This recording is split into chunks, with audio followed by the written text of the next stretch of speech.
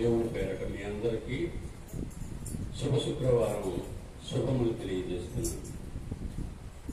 అందరికీ good Friday wishes తెలియజేస్తున్నాను. ఈ దినం ప్రభువుని సిలువ వేసినటువంటి దినం. సర్వమానవాళి పాప పరిహారార్థం ఆయన సిలువలో బలియాగం చేసినటువంటి దినం. ఆయనే సిలువలో బలియాగం చేయకపోతే మనకు పాపము నుండి విముక్తి లేదు. మనం నరకప్రాయులుగా మిగులుతాం, మరణప్రాయులుగా మిగులుతాం. కాబట్టి ఆయన మనందరి కోసం మనల్ని ప్రేమించి ఈ లోకానికి వచ్చి మన కోసమై సిలువలో మరణించడనే సత్యాన్ని ముందు మనం ఎరగాలి. అయితే మనకిచ్చినటువంటి 7 మాటలు. మొదటి మాట ఎవరైనా చదువుతారా? లూకా సువార్త 23:34. మైక్ తీసుకోండి. లూకా సువార్త 23:34.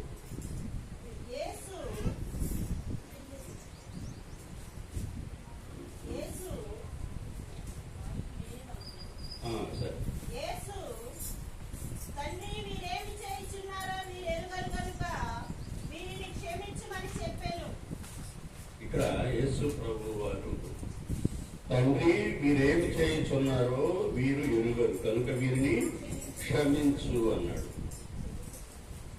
అంటే బైబిల్ గ్రంథంలో మనం చూసినట్లయితే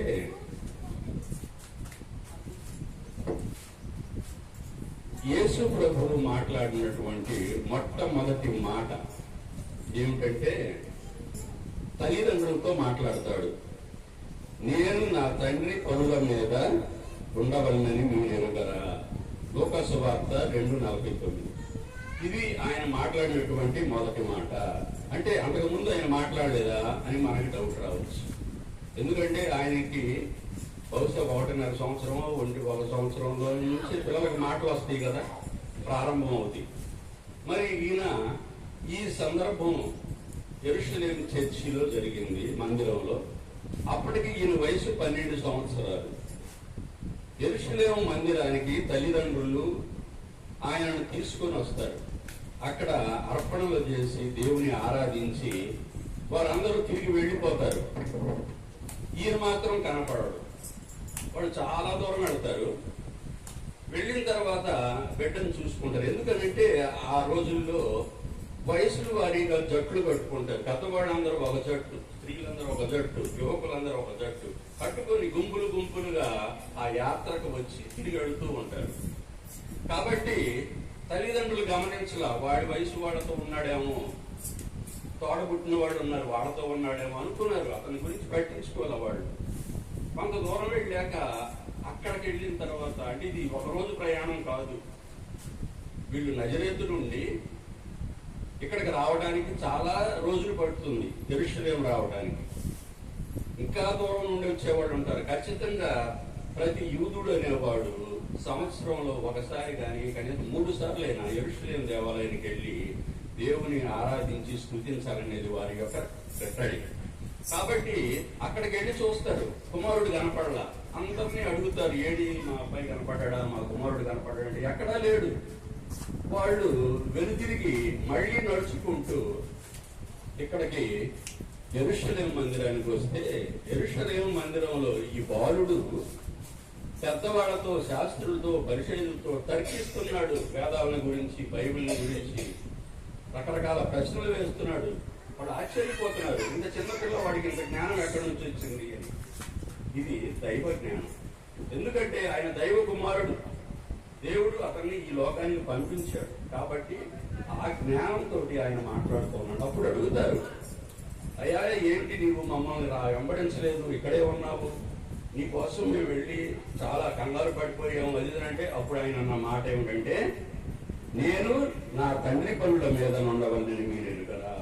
అంటే దైవికమైనటువంటి జ్ఞానం కలిగినటువంటి మాట. ఇది మొదటి మాటగా మనకి బైబిల్లో ఆయన మాట్లాడినటువంటి దైవ సంబంధమైన మాటగా ఇది మనకి పండితులు తెలియజేశారు.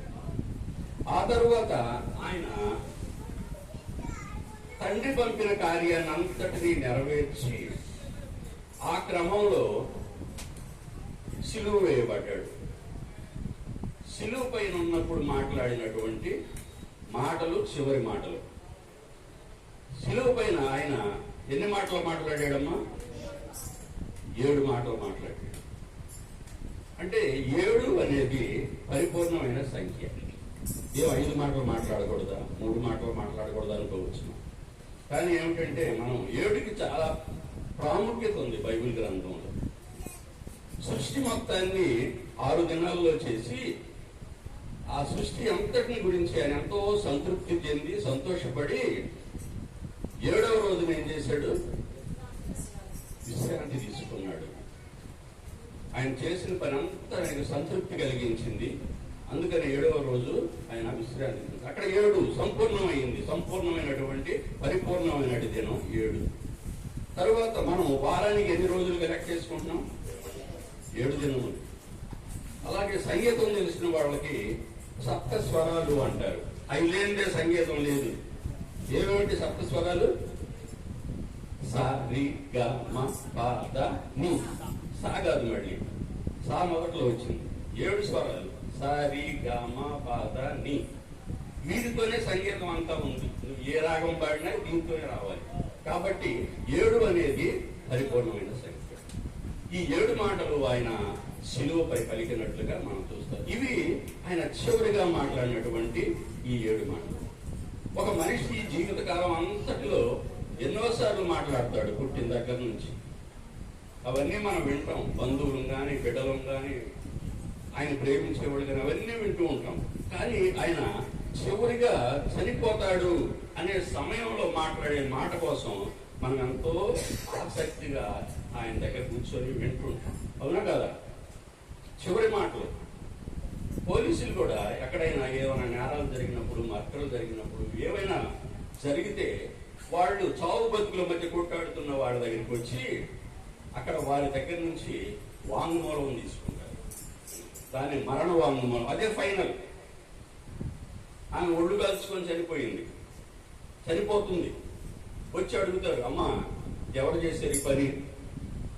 ఆమె ఏం చెప్తే అదే, నా భర్త చేశాడంటే ఇక వాడి లోపల వేయటమే, మామ చేశాడంటే వేయటమే. కాదయ్యా నాకంటే నేనేం తెలుసుకున్నాను, ప్రమాదవశాత్తు జరిగిందంటే ఇక ఆ కేసు ఎవరి మీద ఉండదు.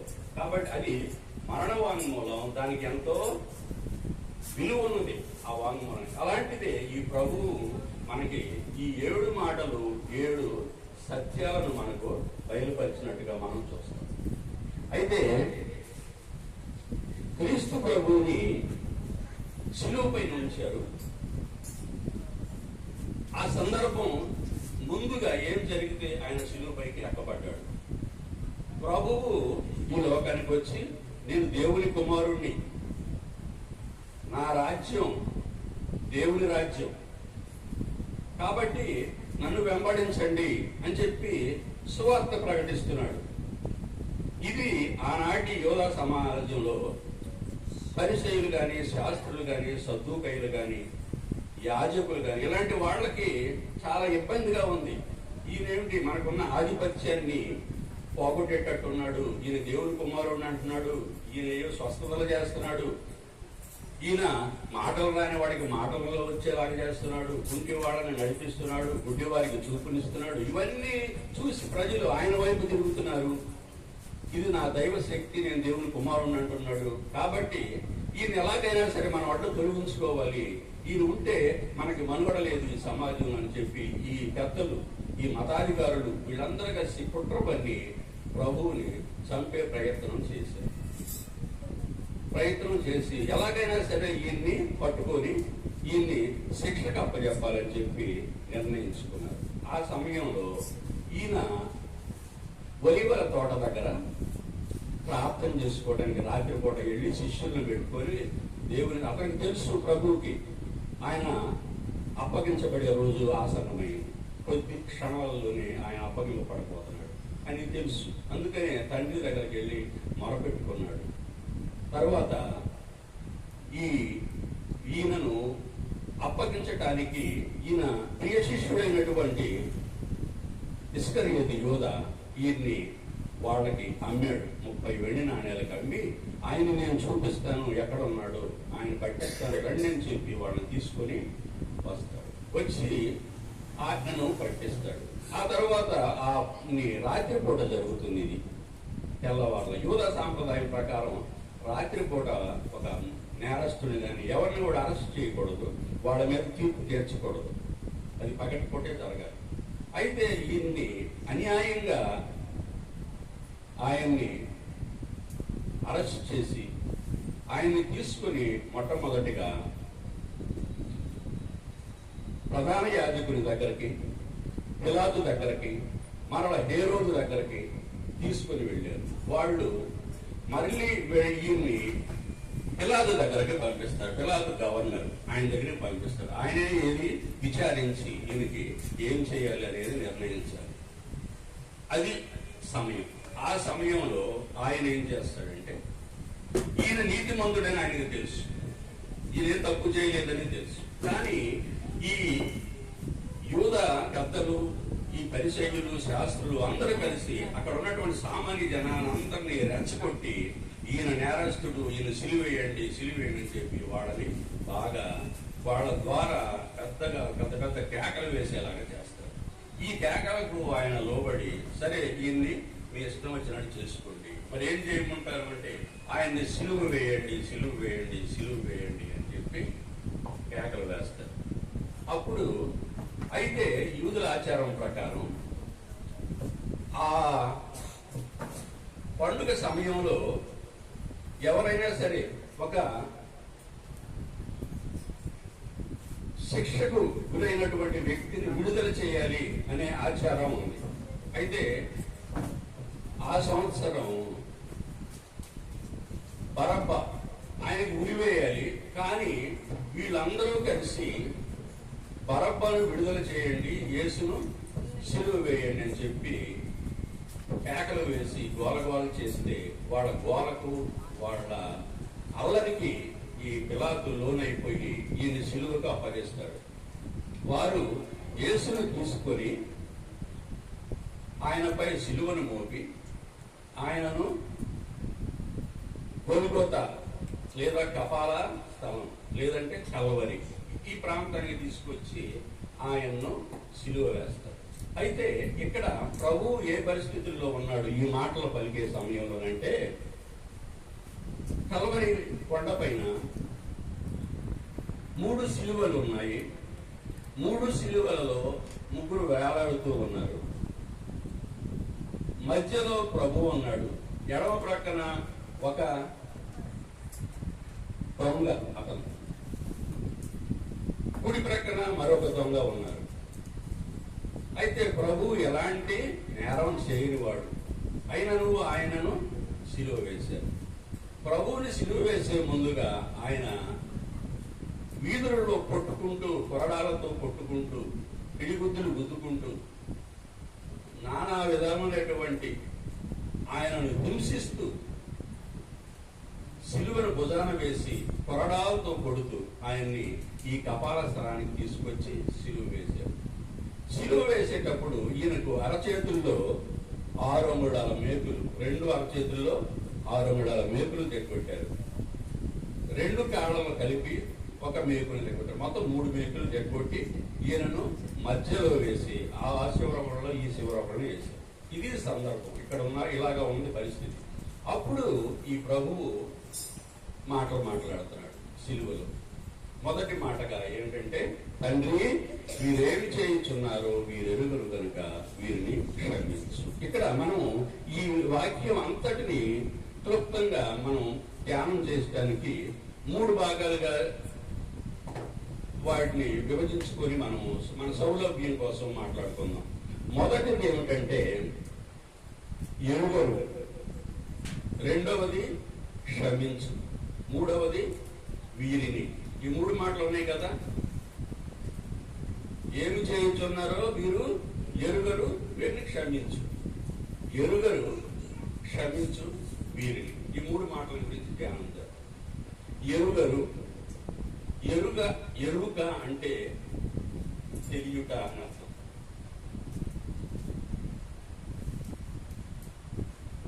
బుద్ధి కలిగి ఉండటం, జ్ఞానం కలిగి ఉండటం అని ఎరుక అంటే. ఎరుగరు అంటే అర్థం ఏమిటి? వాళ్ళకేమీ తెలియదు, వాళ్ళకి జ్ఞానం లేని వాళ్ళు, వాళ్ళ బుద్ధి లేని వాళ్ళు అని ప్రభువు చెప్తున్నాడు వాళ్ళ గురించి. అయితే వీరికి ఏమి ఎరుగరు, ఏమి తెలియదు, ఏమి జ్ఞానం లేదు వీళ్ళకి. మరి అన్ని చేస్తున్నారు కదా ఇక్కడ అంటే దైవ జ్ఞానం లేదు, దైవుని యొక్క శక్తి వీళ్ళకి తెలియదు. అయితే ఆనాడు సమాజం అంతా కూడా మెస్సయ్య వస్తాడు అని చెప్పి ఎదురు చూస్తున్నారు. యెహోవా దేవుడు మెస్సయ్యను పంపిస్తాడు. ఆ మెస్సయ్య వచ్చిన తర్వాత ఈ లోకంలో ఉన్న పాపం అంతటిని రూపుమాపుతాడు, కడుగు వేస్తాడు అనే ఒక నమ్మకం ఉంది వాళ్ళకి. కాబట్టి మెస్సయ్య వస్తాడు. మెస్సయ్య అంటే ఆయన ఒక రాజు, ఆ రాజుగా వస్తాడు, ఒక గొప్ప వ్యక్తిగా వస్తాడు అని చెప్పి ఎదురు చూస్తున్నారు ఈ ప్రపంచం అంతా. అయితే ఈయన ఎక్కడ జన్మించాడు అంటే పశువుల పాకలో జన్మించాడు. జన్మించిన తర్వాత పశువుల తొట్టిలో పండబెట్టబడ్డాడు. సరైన వస్త్రాలు లేవు, కొద్ది గుడ్డలతో అక్కడ పండుకోబెట్టాడు. ఇది ఆయన జన్మ. ఇది అందరికీ తెలుసు. అక్కడ ఈయన యేసు ఈ విధంగా జన్మించాడు, ఈ విధంగా పుట్టాడు, ఈ విధంగా ఉన్నాడు. వీళ్ళ తల్లిదండ్రులు యోసేపు, వీళ్ళ తల్లి మరియా, వీళ్ళ సోదరులు ఉన్నారు. ఈ విషయాలే తెలుసు వాళ్ళకి. కానీ వాళ్ళు ఏమనుకున్నారంటే మెస్సయ్యనైనా రాజుగా పుడతాడు కదా, రాజు మందిరాల్లో పుడతాడు, పెద్ద పెద్ద మేడల్లో మిద్దెల్లో పుడతాడు. మరి ఈయన నేను దేవుడి కుమారుడిని అంటున్నాడు, మీకోసం వచ్చాను అంటున్నాడు. కాబట్టి ఈయన మన కళ్ళ ముందు పెరుగుతున్నటువంటి వడ్లవాడైనటువంటి యోసేపు కుమారుడు కాదా అని ఆలోచిస్తున్నారే కానీ ఈయన దేవుని చేత పంపబడిన తన కుమారుడు అని చెప్పేవారు ఎరుగలేదు. అది వాళ్ళకి అజ్ఞానం, ఎరగలేదు. వాళ్ళ మనోనేత్రాలు తెరవబడలేదు. కాబట్టి ఇంకా ఆ రోజుల్లో యేసు ప్రభువు అనేక రకమైనటువంటి వారికి స్వస్థతను అనుగ్రహించారు. చూస్తున్నారు. కొంతమంది అన్నారు ఈయనకి దయ్యాలు పట్టినాయి కాబట్టి దయ్యాలను వదిలిస్తున్నాడు అన్నారు కొంతమంది. ఈయన ఏదో మంత్రతంత్రాలతోటి ఇలాంటి కార్యాలు చేస్తున్నాడు కొంతమంది అన్నారు.